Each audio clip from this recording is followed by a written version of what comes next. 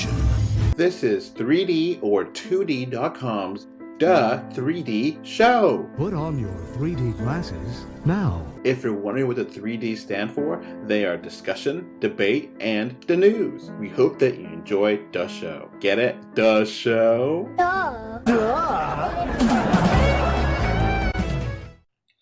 Hello. This is Adolph. I have with me Jake. Howdy. And that's it. Welcome to episode 84. So it's been almost 2 months since we last recorded. Just about. A little bit over.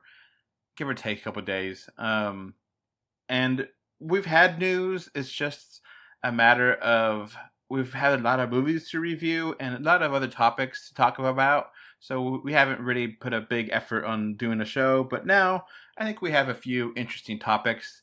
Not too many. It's kind of a, right now let's do a podcast kind of thing. So we got a few topics. So let's go for the big one.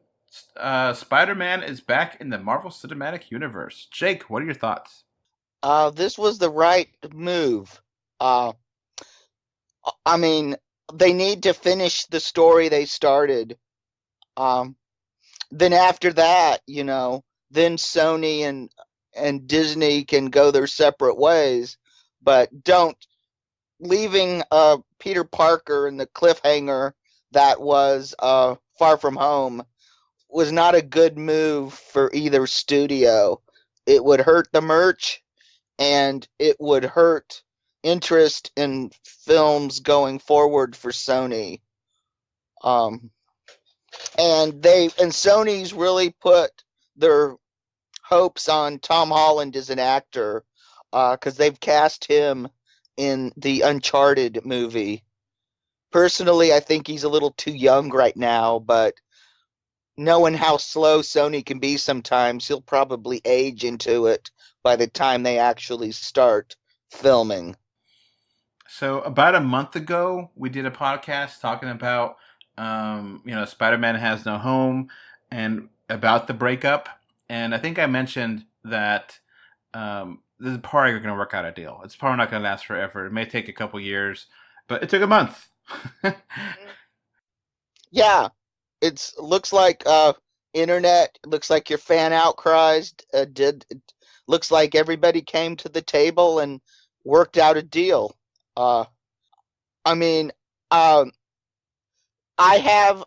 Columbia has always been one of those weird studios.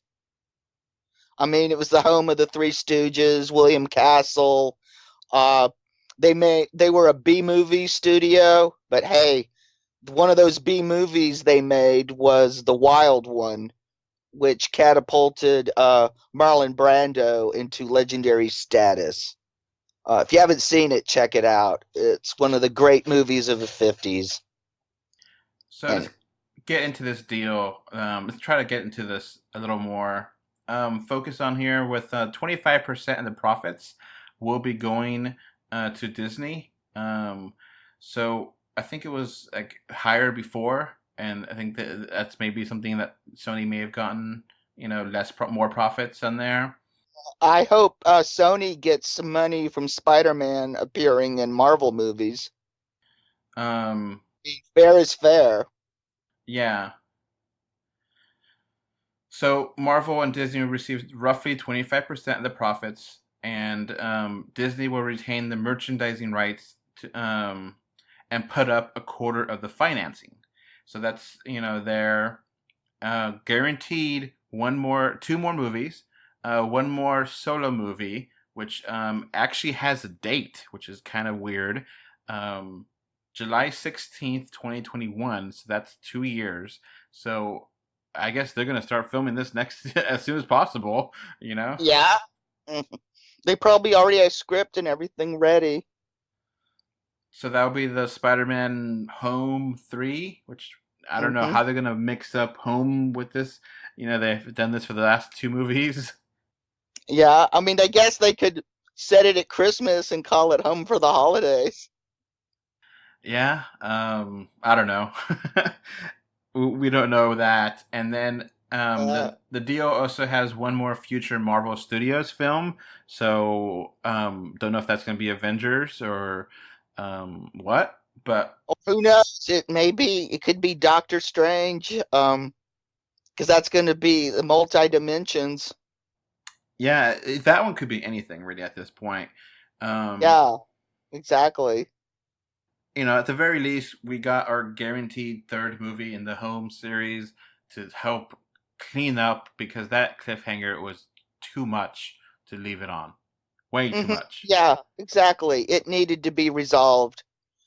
Because if you leave that hanging, you're gonna piss off uh, millions of fans, and it's gonna affect your box office. And if you don't believe me, I'll just point to you Exhibit A, Solo. Yeah. So, hey, I'm happy about this. I think this is a great deal. Mm-hmm. Even if it just has one more movie after that and they don't want to do another deal, I'm okay with that. You Yeah, know. I am too. I mean, Sony has proven that they are capable of making good Spider-Man movies. And Into the Spider-Verse, in my opinion, is the best Spider-Man movie ever. And Spider-Man 2 in the Sam Raimi trilogy, that is a really great movie. Oh yeah, yeah. Uh-huh. I mean, it's every bit as good as these Marvel movies. If you haven't seen it, watch it. Alfred Molina as Doc Ock is amazeballs. Yeah, I mean, who hasn't seen Spider-Man 2? Actually, I know a lot of people under 30 haven't seen it. Yeah, I mean, I know the third one gets a lot of crap, but I Yeah, think it has a lot of merit. It's not yeah, complete trash. it's not. Yeah, it's a lot better than the Andrew Garfield Spider-Man movies. It's better than Venom. Yeah, Venom's at least fun. Yeah, Tom Hardy knew what movie he was in. I'm willing to say that if they took off Venom from Spider-Man 3, it would have been perfectly fine. Hmm. Well, poor Topher Grace. He really gets a short shrift as an actor, but he was awesome as David Duke in The Black Klansman. So let's keep going here with the Star Wars, or not Star Wars, Marvel news. Ghost Rider TV show is dead on Hulu. Very sad. Yeah, that is very sad. I really liked Gabriel Luna as playing the Robert Reyes version of Ghost Rider on Agents of Shield. Was looking forward to seeing him revive the character. Hopefully, the character appears in Hellstrom, but I doubt it. But hey, hope springs eternal. So yeah, he was in season 4 of Agents of Shield, and I really love his character. I love how they did it. They made it fresh and new, and it's also completely comic accurate, basically, because there's multiple people that have worn the or not worn the mask, but been the Ghost Rider. Rider. Mm-hmm. And the new version of him works. They kind of reference that there was a original Johnny Blaze, and so the Ghost Rider movies are bad. I'm sorry. Oh, they're terrible, but you still got to see them because Nick Cage is so awesome. Yeah, Nick Cage is so ridiculous. It's kind of good. He knows what movies he's in. Unfortunately, in the second one, Idris Elba didn't know what movie he was in. So this Ghost Rider TV show is dead. I wouldn't be surprised if a lot more TV shows that are not in the Disney Plus universe, which is the Mm-hmm. Marvel Cinematic Universe, if they die pretty soon too. Yeah, and stuff like The Offenders. I would be surprised if it's more than one season.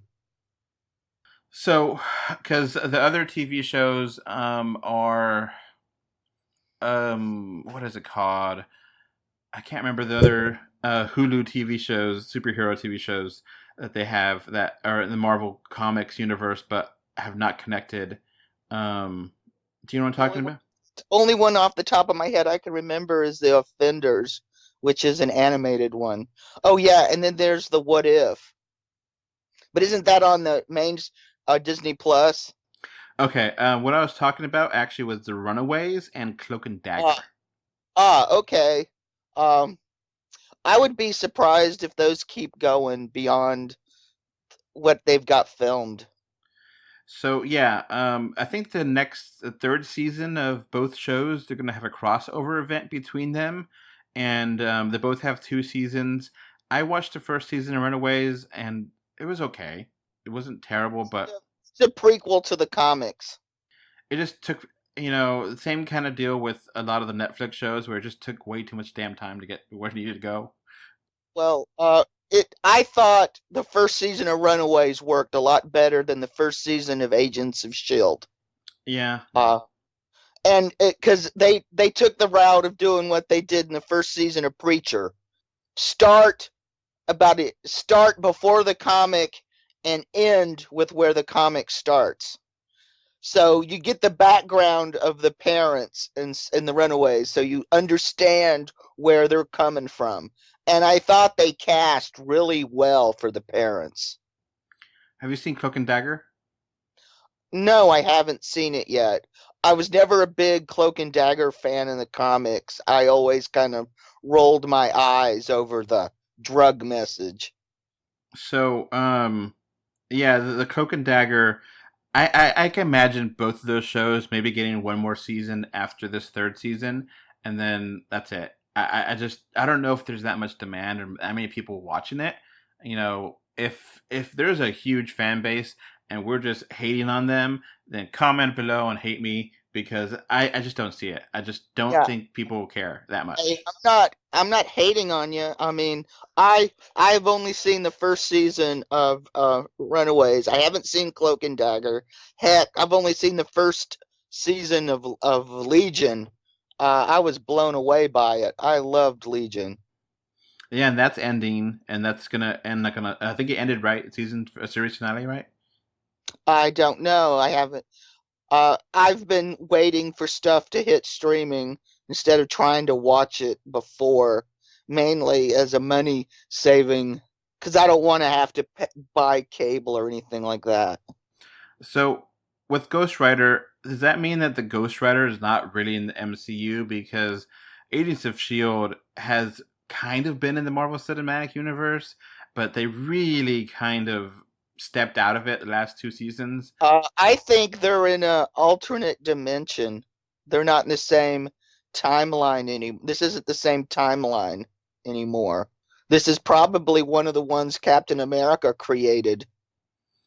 So, because Agents of Shield got renewed for one more final season, and they know that when they're making that show. So the final season is the final season that hasn't started airing yet. But I did like season 6. Liked it a lot. It was interesting. Yeah, I would love to see Coulson back in the or what one of the Coulsons back in the cinematic universe, but I doubt that's going to happen, which is sad. It's weird because like they flirt more. I think they've had name drops in Cloak and Dagger and Runaways of Marvel characters. Like they have name drops in the Netflix shows, but they really haven't touched it. But Agents of Shield has touched some of the stuff more, and Mhm. Ghost Rider would have been awesome in the Endgame. Coming in, tying him down, and having Yeah, Quake in there would have been made the battle so much better. mhm. Yeah. Hey, Nova's supposedly in there.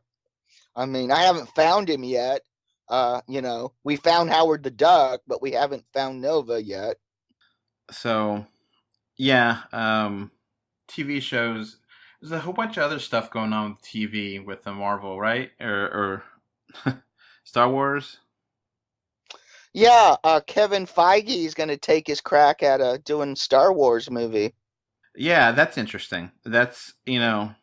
Yeah, it's and I'm guessing also with this Spider-Man and deal getting finalized that we're going to see the Lord and Miller Spider-Man TV stuff.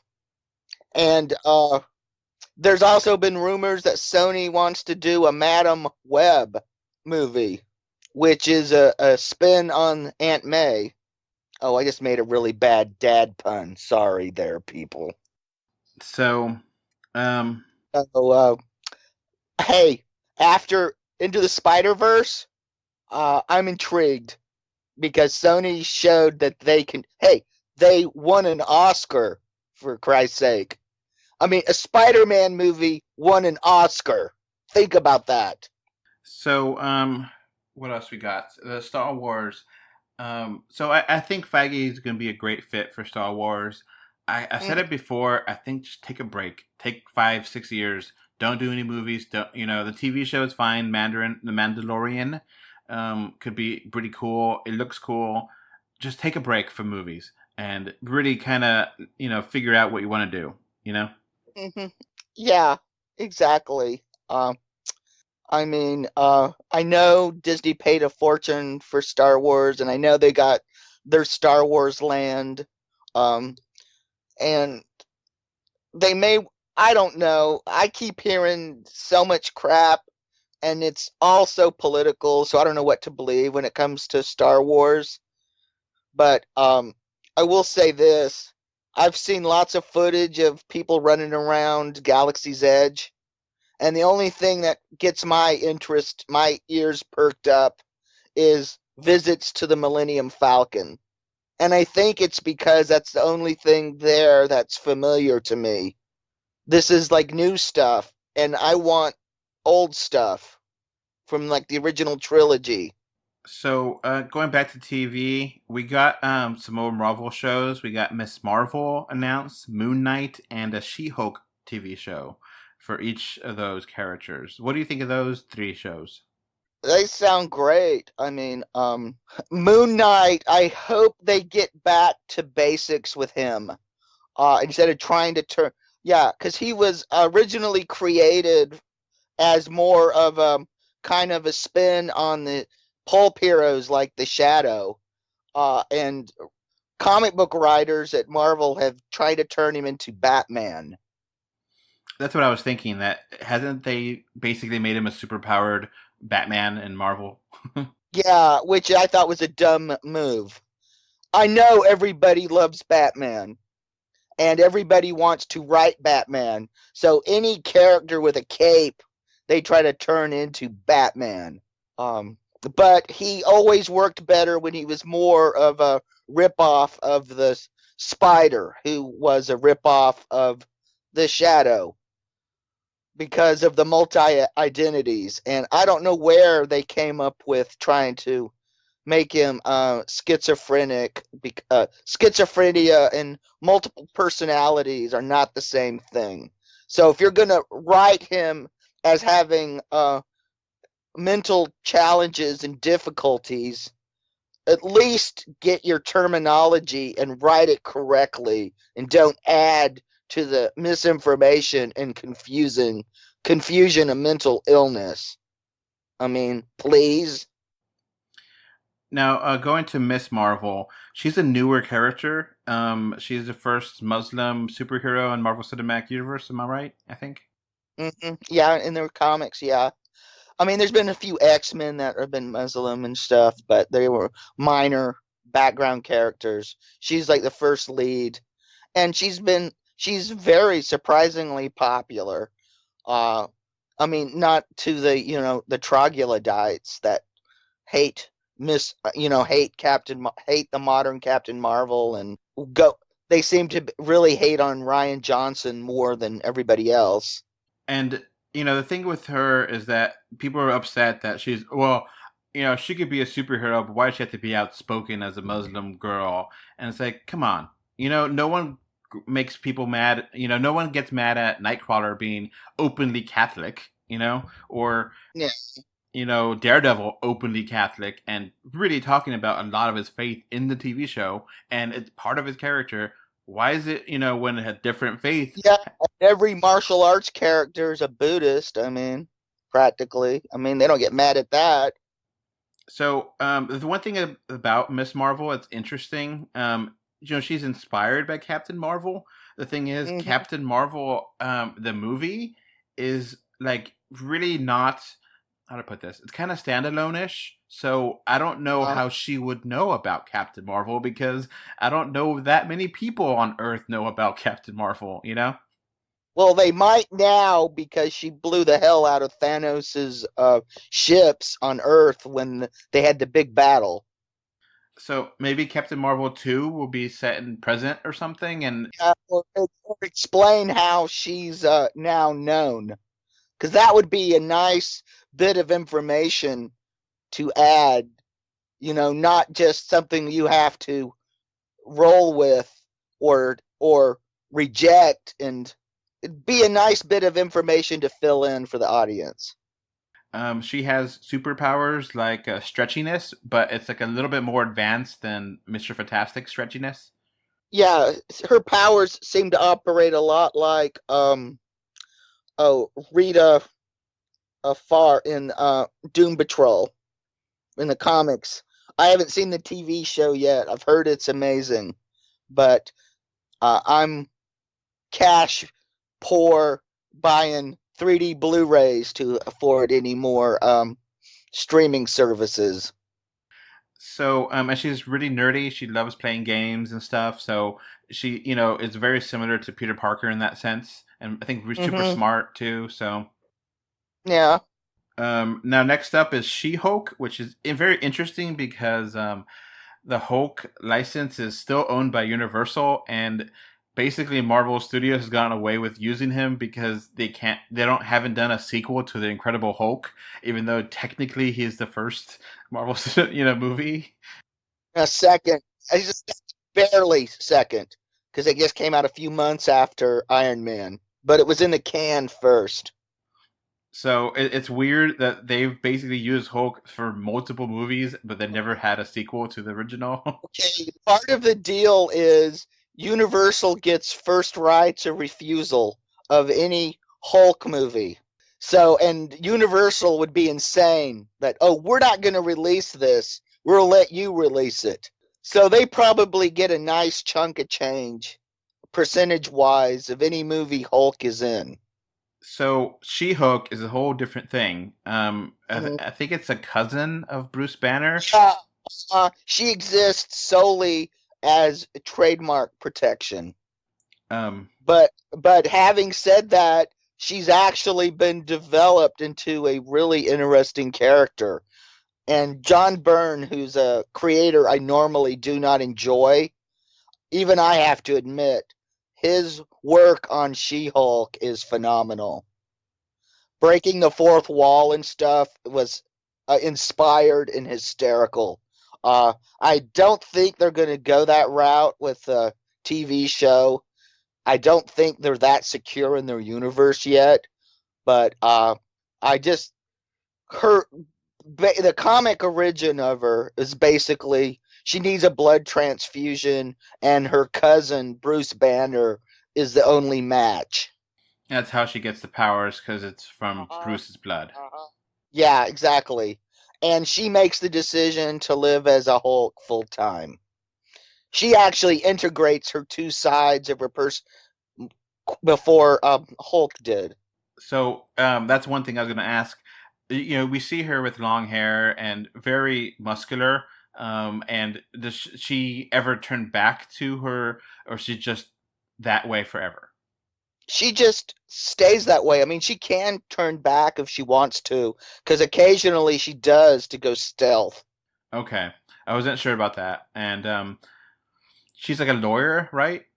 Yep, has all sorts of cool, and a lot of forgotten superheroes would always come to their offices. It was a lot like the comic book was a lot like the TV show Boston Legal, except throw superheroes in it, like the Phantom Blonde, uh, Tilly the typist, who was a spinoff of Millie the model, uh, worked in her offices. Kid Colt was a client. I mean, it was inspired lunacy. Now, She-Hulk is very interesting because this may be the key to connecting the Netflix shows to the Marvel Cinematic Universe more so. Why? Because she's a lawyer. I mean, I know New York is a big area, but she's a lawyer. She could meet up with Daredevil, and that could connect that. and it's not going to be for a little while when that TV show actually gets aired, and there's like the rights with the time whenever the shows end, where after a couple years Disney can use those characters again. So if they want to just continue with some of the characters, they could and have them be here. But Bruce Banner could be in here without any legal problems and have Bruce Banner have adventures with She-Hulk and they could this could be a way to connect those dots, have a whole legal universe kind of thing. Yeah, if they wanted to, and if the actors are, because the actors aren't going to wait around until uh, the rights revert back to Marvel and Disney, and Disney's never going to have rights to the Netflix shows. Netflix are going to have those shows forever. Yeah, it's kind of a weird contract because like the characters, they could use them and they could renegotiate and have them, be in shows or movies or whatever after the time frame. But those shows are not going to go on Hulu or Disney Plus. They're going to stay on Netflix that I know of. Yeah. The only thing they did is they did release them to home video, which is unusual for Netflix. Yeah, I see that sometimes on Netflix has Blu-rays and DVDs. It's like, I guess for the people that don't have streaming or don't have good internet, they could buy the season, but like a season is like 3 months of Netflix, so you might as well just watch it on Netflix, you know? Yeah. But whatever. Yeah, it's your mileage may vary. I mean, And like those shows are not supposed to have great special features or any special features. I think a lot of people were mad with Stranger Things came out on DVD that it didn't have any special features and looked the same quality as the TV show on streaming. Like it wasn't like super high definition or anything. It was just the same thing. And it's like, well, I could just watch this right now. I don't need to buy, but they wanted to have the cool kind of box that looks like a cassette. yeah. Well, they just put it out as a thing for people could see it at a reasonable price and not have to uh, pay for their service, which is cool because I know some people that bought it because they're fans of Stranger Things. They downloaded it for free because they didn't want to have a monthly subscription, and I can relate to that because I'm tired of getting nickled and dimed between 10 and $15 a month for a channel to watch one show, two shows, you know.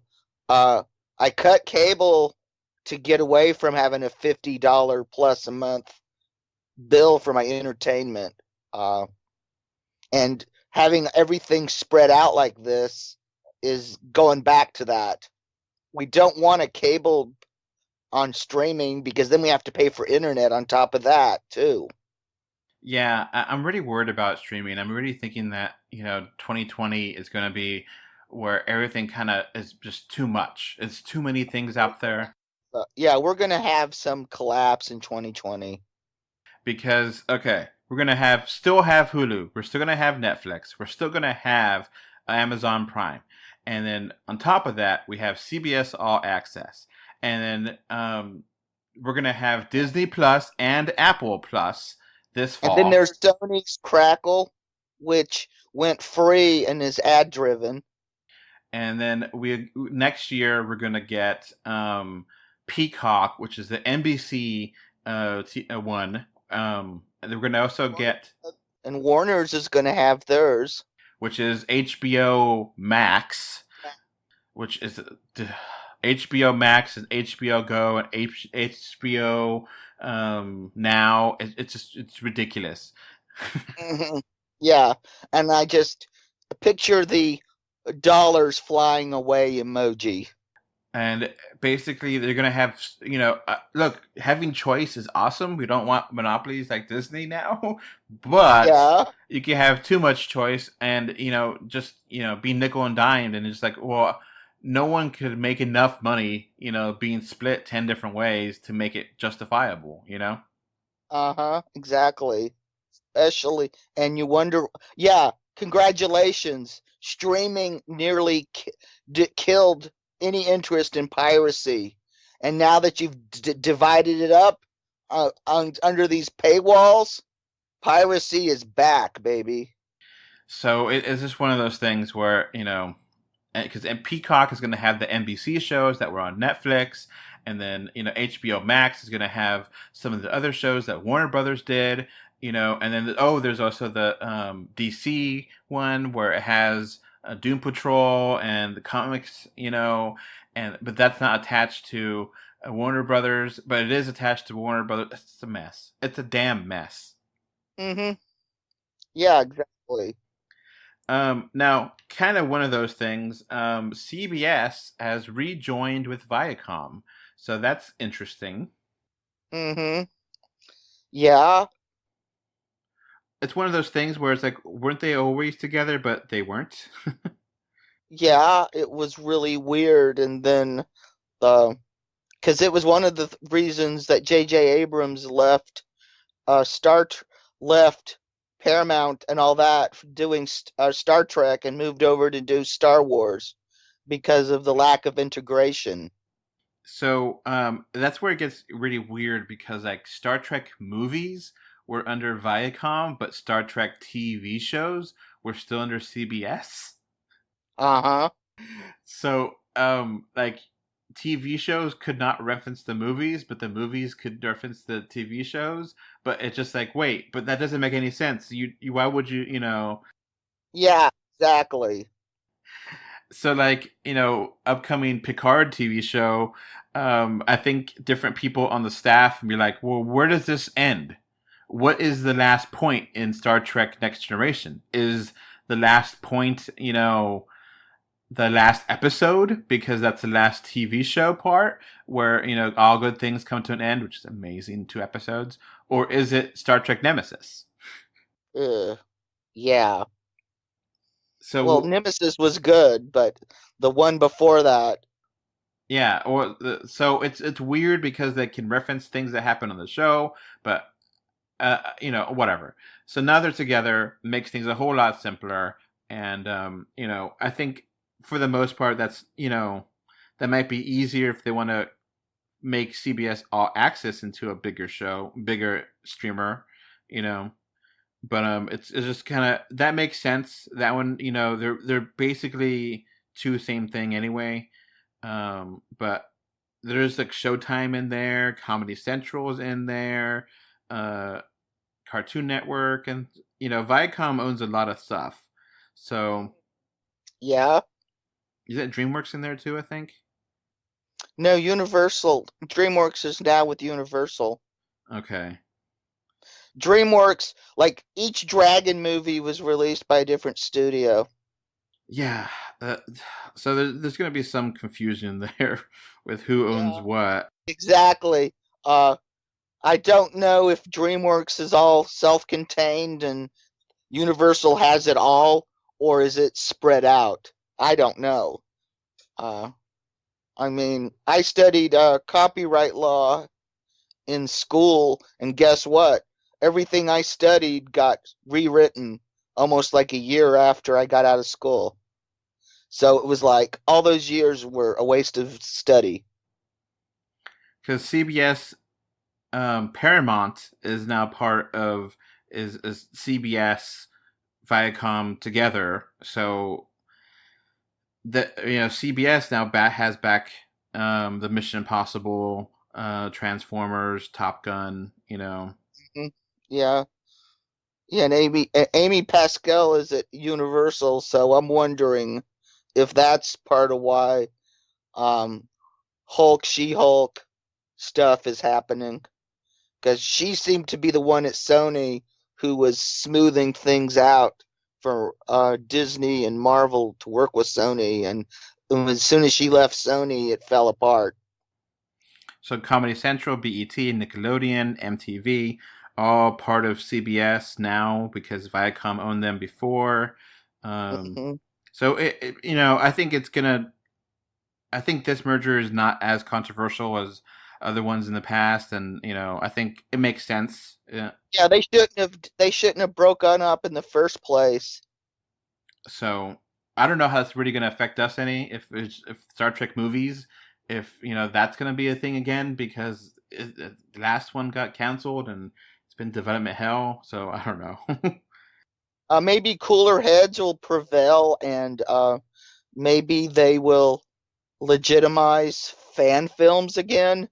I mean, I know there was some serious abuse of Star Trek fan films, and that's why they took the hard line against them. But I thought it was too harsh of a line, and fan films really kept Star Trek alive when the studio couldn't figure out where to go with it. All right, so we got one more thing we're going to talk about, which is a Terminator Dark Fate. So we've seen 2 trailers for this movie come out, and this Terminator movie is. I joke that it's the second Terminator 3. um, Yeah, because and it looks like it's going to suffer a dark fate because the last trailer I saw had no mention of 3D whatsoever. the first time we saw this first trailer, we're like, okay, maybe they're just getting everything together. But we assumed that James Cameron is now producing this, which he is, but it's his company. But all right, maybe they're not. Maybe the 3D will be ready later, and there's no signs of 3D happening for Terminator, which is sad. Yeah, I hope we're hoping they don't pull Hobbs and Shaw on us. Because I don't know if they just thought well it's going to be an R-rated movie, so maybe people don't care. But who cares? I don't care if it's R. I'll review it. We will review whatever. Yeah. Hey, we talked about 3D porn. Yeah, briefly in the 3D releases for October. Hey, and last year I gave a 3D R-rated movie best 3D movie. And what was that movie again?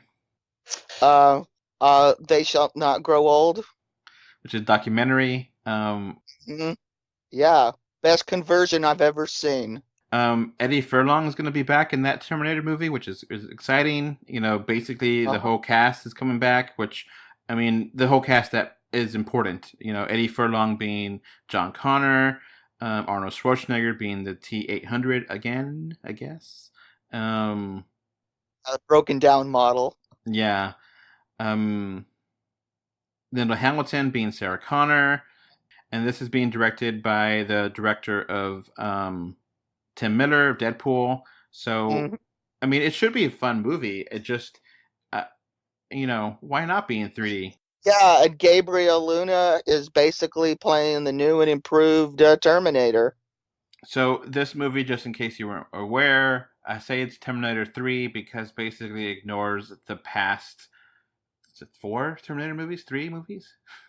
I don't know. I don't care. All I know is the one with Jason Clark was god awful. Okay, so there was Terminator, Terminator 2 Judgment Day, Terminator 3 Rise of the Machines, Terminator Salvation, Terminator Genesis, and Terminator Dark Fate. So, Terminator Genesis was in 3D, which I did review. I thought it was hilariously, ridiculously fun. I just thought it was terrible. Terminator Salvation, I thought was Yeah, terrible. yeah, yeah. That was terrible. I will give you this. Genesis was more fun than the other one, but it was still terrible. I thought it was bad fun. Kind of like how you think Venom is bad fun. Yeah. Yeah. And Jason Clark, he knows what movies he's in. I mean, just his performances in like Chappaquiddick and the Winchester House. He knows he's going for paychecks, and I don't blame him. Actors have a short shelf life generally, so grab the money while you can. And Terminator 3, I like it. It's not bad.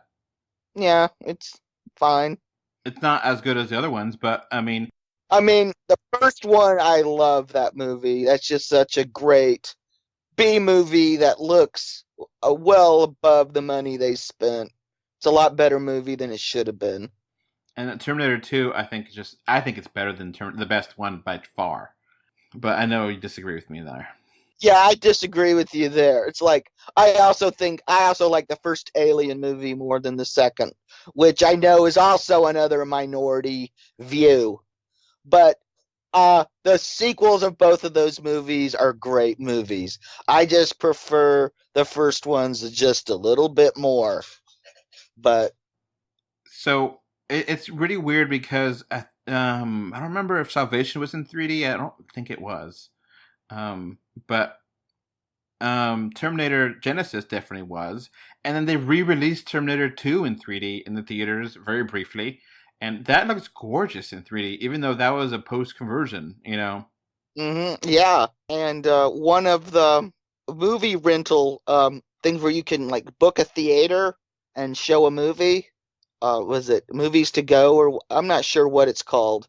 They actually have T2 where you can set up a screening and sell tickets. So hey, if we get enough Patreon subscribers, maybe we can do that.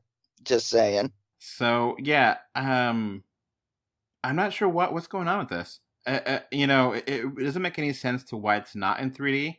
Um, uh, when I Google Terminator Dark Fate in 3D, our page is the first thing up, which is cool for us, but it's not. Wikipedia is the first, but ours is the first, not Wikipedia. But apparently, like the French real 3D said it was 3D, but then there's no indication anywhere else. So I don't know why. Yeah, what's going on? I mean, the 3D looked fine in the trailers. I mean, So you saw the movie trailer in 3D for this? yes, What? yeah, I've actually saw the first trailer in 3D. I've also saw Hobbs and Shaw. The first trailer for that I saw in 3D. When did you see that?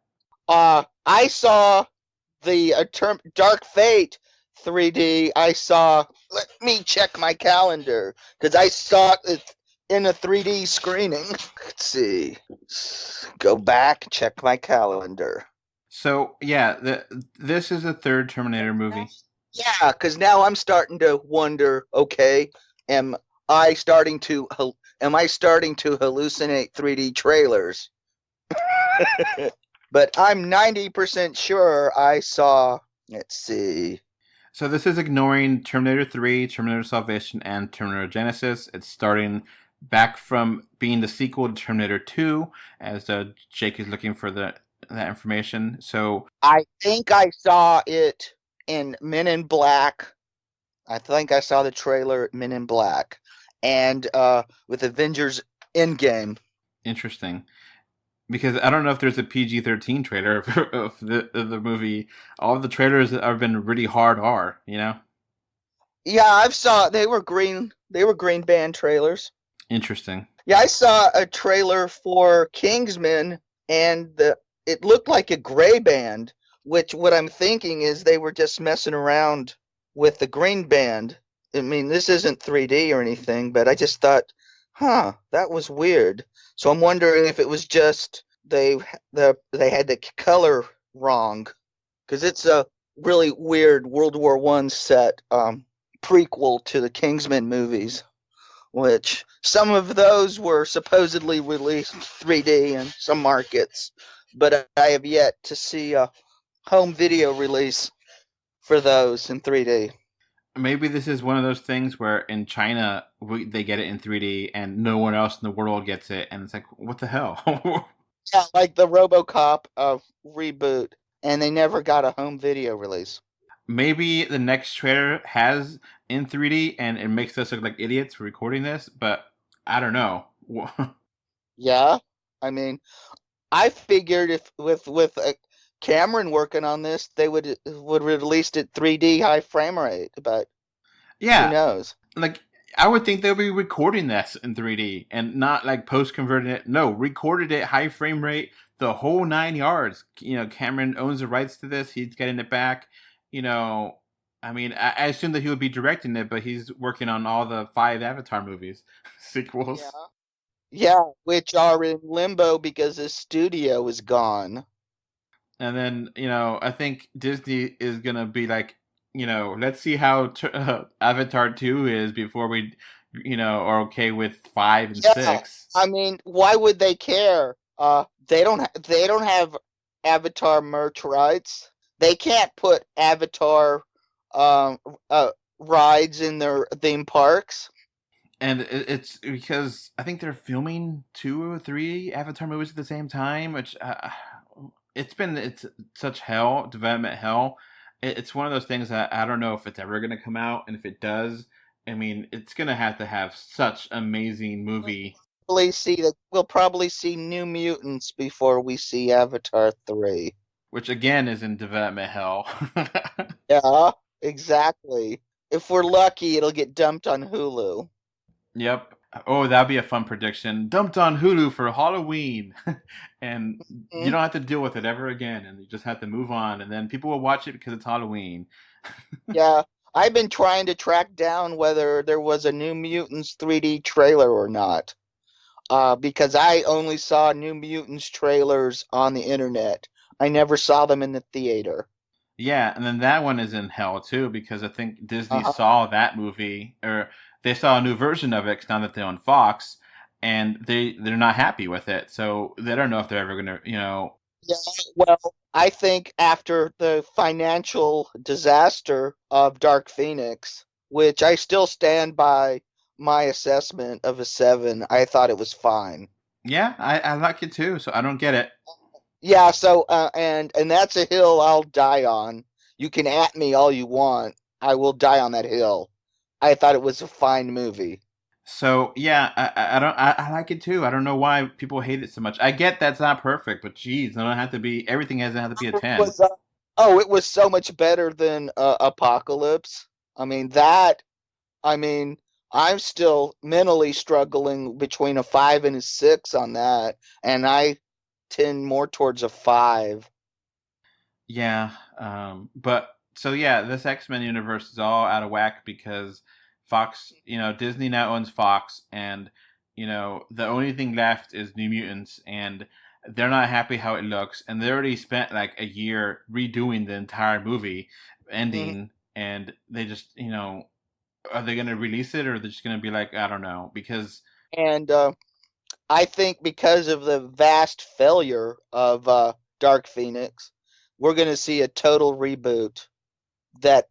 We won't get X-Men.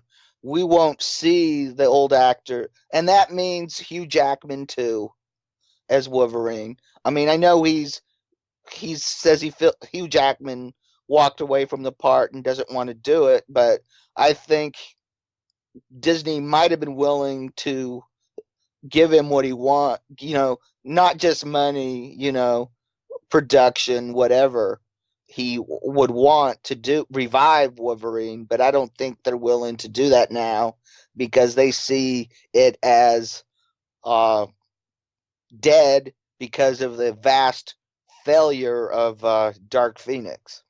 yeah, I think it's gonna be a while. I think it's gonna be a while before X Men, just because they want to take a break. So we probably won't see Marvel, the X Men and MCU for at the say least 5 years.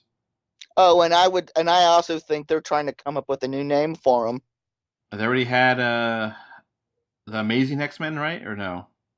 No, I figure they want to get rid of such a gender specific term as X-Men. Hmm. I mean, the New Mutants was actually a pretty decent title for that. But maybe that may be why they bury it because they want to use it. I don't know. Or who knows, maybe they'll decide to call them Inhumans. All right. Well, I think that's a wrap for this podcast. Right now it's a really busy time for movies again. We get, you know, Go figure. This summer for 3D was terrible. And most of the 3D movies were terrible.